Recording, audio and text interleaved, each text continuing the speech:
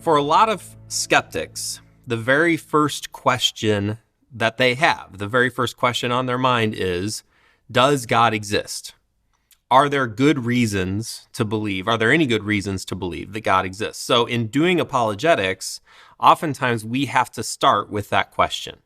Are there good reasons to believe that God exists? And there are a number of arguments that Christian thinkers have made to support the belief in God. And all of these arguments really have two things in common. The first thing that they have in common is that they'll start with truths that can be generally known by people outside of Scripture. So we don't necessarily appeal to Scripture in making these arguments, like Paul in the book of Acts when he's at Lystra and when he's at Athens. He argues for God based on knowledge, common knowledge from the world all around us. And so that's what these arguments for God's existence tend to do. They make arguments from God based on readily observable phenomenon in the world around us.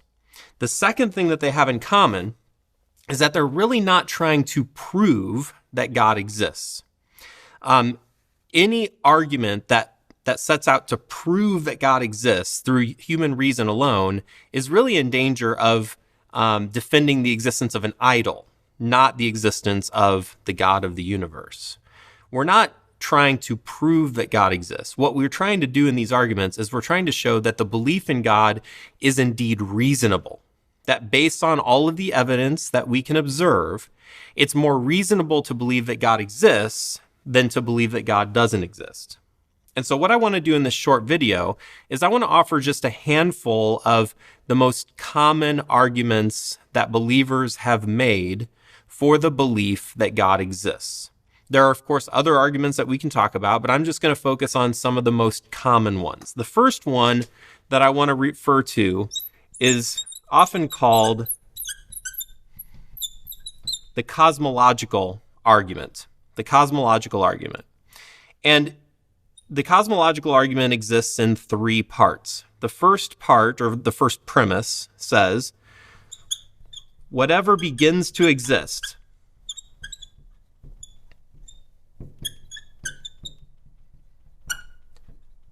has a cause. Whatever begins to exist has a cause. Now, what that means is, it's fairly common sense. Whatever comes into being, whatever has a beginning, whatever begins to exist, there's some sort of cause that brought that thing into existence. The second premise says, okay, if this is true, it's also true that the universe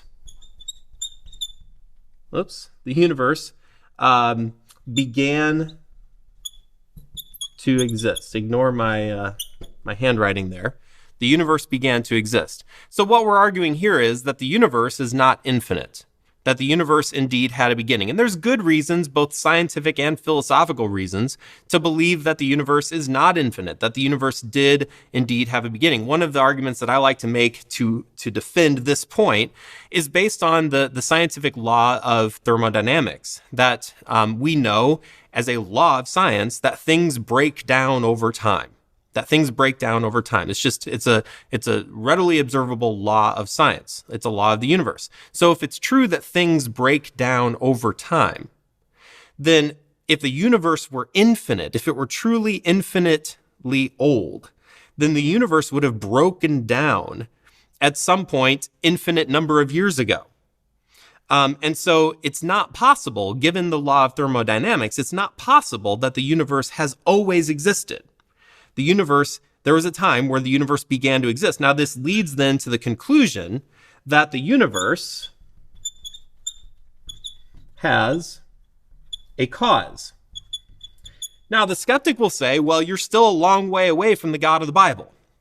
This doesn't necessarily prove anything about the God of the Bible, and that's indeed true, at least to a degree, although the Bible does talk about God bringing the universe into existence from nothing, ex nihilo. This certainly, it's not a description that doesn't fit the God of the Bible. But this, again, these arguments are general arguments trying to establish that it is, in fact, reasonable to believe that God exists. If everything that begins to exist has a cause and the universe began to exist, then it's reasonable to believe that the universe had a cause for its existence. An unimaginably large cause that exists outside of this universe. Something that's in the universe can't cause the universe to exist. And so this points us to the reasonableness of God existing. Now, another very common argument that's made in support of the belief that God exists, I'm just going to call it an argument from design. There's other titles, names that are given to this argument, but I'm just going to call it an argument from design. And there's four issues, there's four problems that confront a skeptic when we look at the universe and when we look specifically at life in the universe and we see what appears to be design. There's four problems that confront the skeptic. The first problem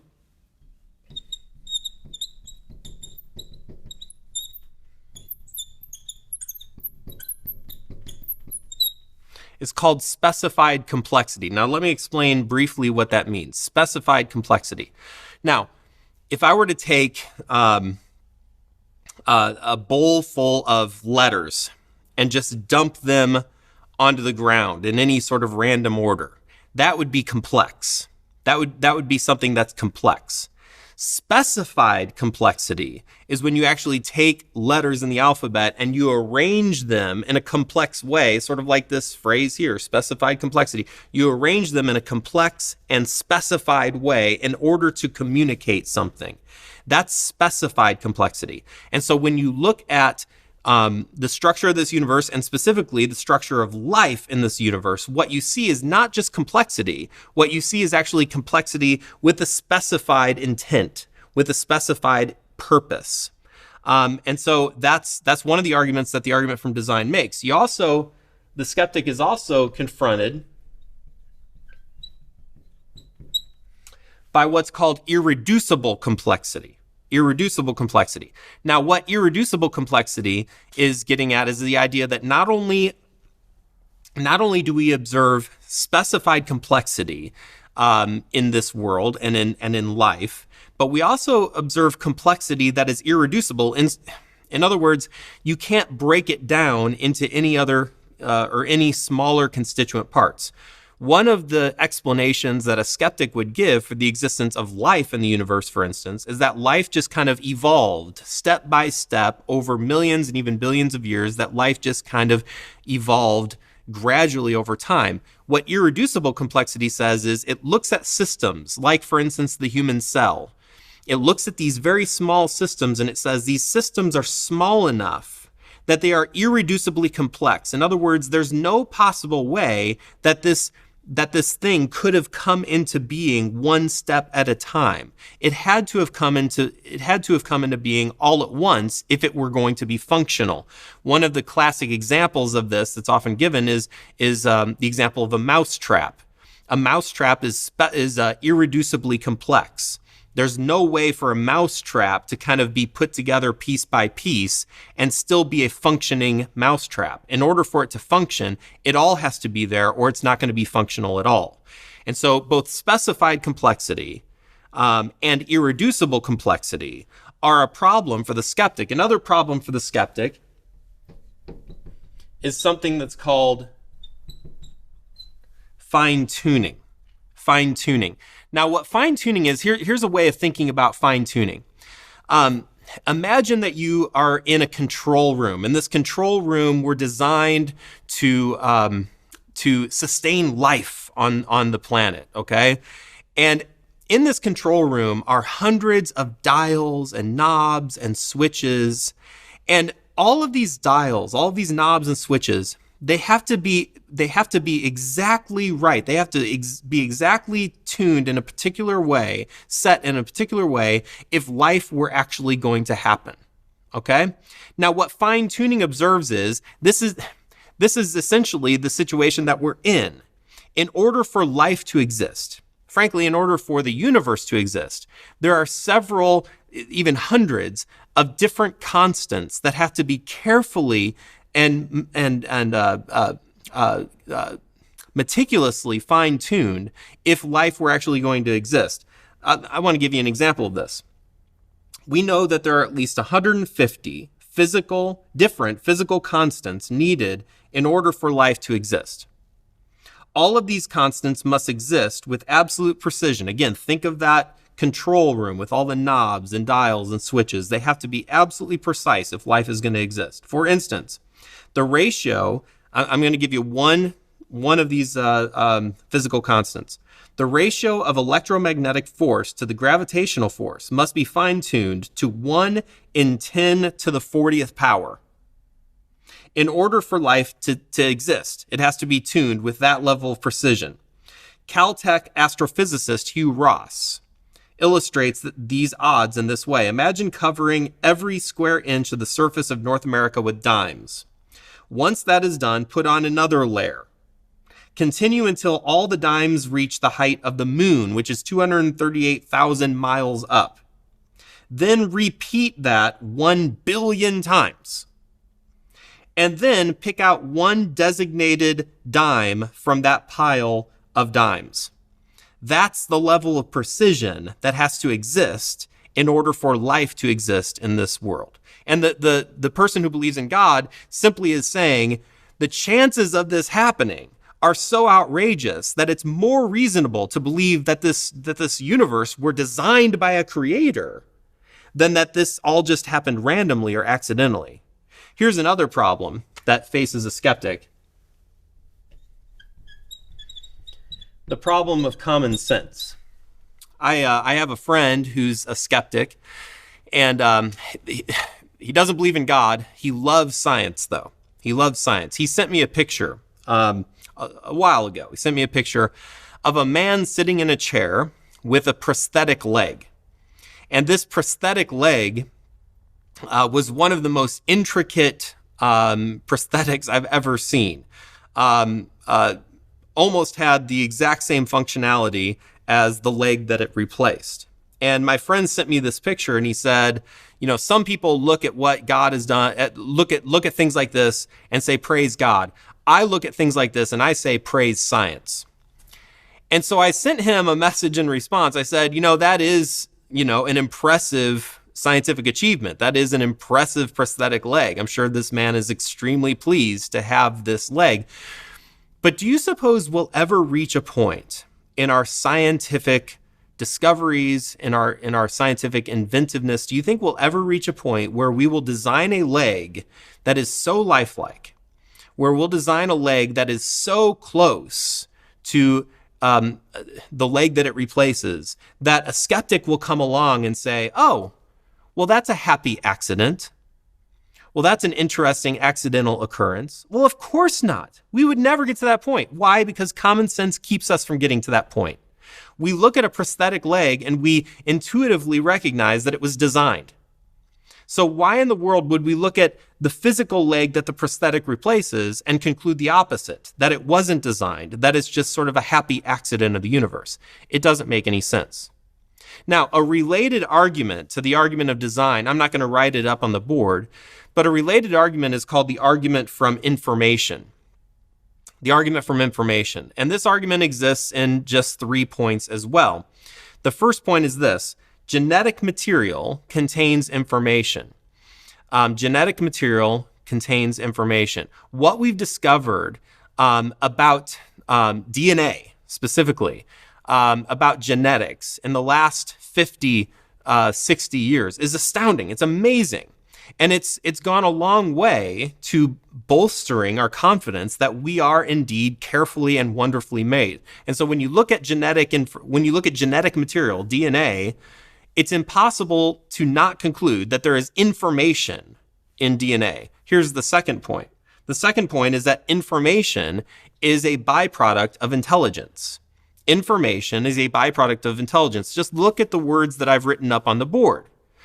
These words all contain information. Information points back to an intelligent cause. Some sort of intelligence had to be at work in order to communicate information. Okay? So the first point, genetic material contains information. It's the information that basically builds every cell in our body. Second point, information is the product of intelligence, that leads thirdly to the conclusion genetic material is a product of intelligence. When you look at the complexities of human DNA, I believe it's impossible not to see that as a product of intelligence. There's one last argument that I want to give you before I wrap this session up. We gave you an argument, a cosmological argument. We gave you an argument from design. The third argument is called a moral argument for God's existence, a moral argument for God's existence. And it also exists in 3 parts. The first part says this, that if God doesn't exist, then objective morals and duties, they also don't exist. Okay? If God doesn't exist, there is no objective morality. The second point says that objective morality does exist. So what's objective morality? What are we referring to? Objective morality is just the idea that there are things that are right, there are things that are wrong, objectively speaking. There are some things that are always right, there are some things that are always wrong, regardless of your opinion, regardless of the culture that you grew up in. Their objective morality exists. Objective morality exists. This leads then to the conclusion, okay, again, number 1, if God doesn't exist, objective morals don't exist. Number 2, objective morals exist. So number 3, therefore, God exists.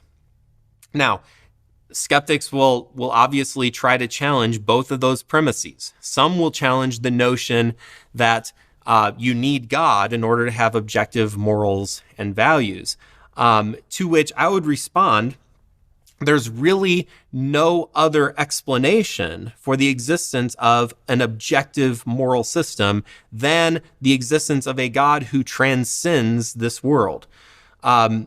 Skeptics tend to argue that objective morality is based on things like herd instinct, or they've simply evolved over time. Now think about that though.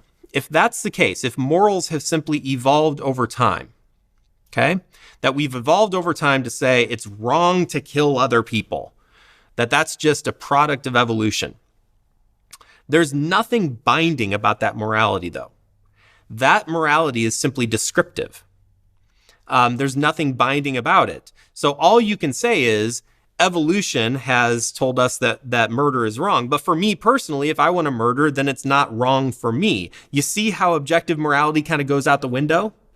That whatever I want to do is really no one's business except for myself. If I can get away with it, then I can do it. And so some would argue that, well, objective morality doesn't exist. That what's wrong for one culture or one group of people isn't necessarily wrong for other groups of people. And to that, I would say, if that's the case, if there is no such thing as objective morality, then we are utterly lost, because it becomes impossible then for one group to judge the actions of another group. Now think about this, what it also does is it takes the moral reformer, the person who wants to change his culture for the better, and it renders that person not a reformer, but a villain. Because only a villain would want to change the morality of a culture. And you also have to ask the question, if you want to reform a culture, if you want to change a culture, and there is no sense of objective morality, then what guides us in our reform? Where are we going in our reform? What's the goal? So when you abandon objective morality, things start to fall apart rather quickly. And so I think this argument is a much better argument than some people might recognize. If objective morality exists, then that points to the existence of God. Because objective morality exists, God exists. And so these are just a handful of the arguments that can be made for a skeptic, showing, again, not proving that God exists, but at least showing that it's reasonable to believe that God does exist.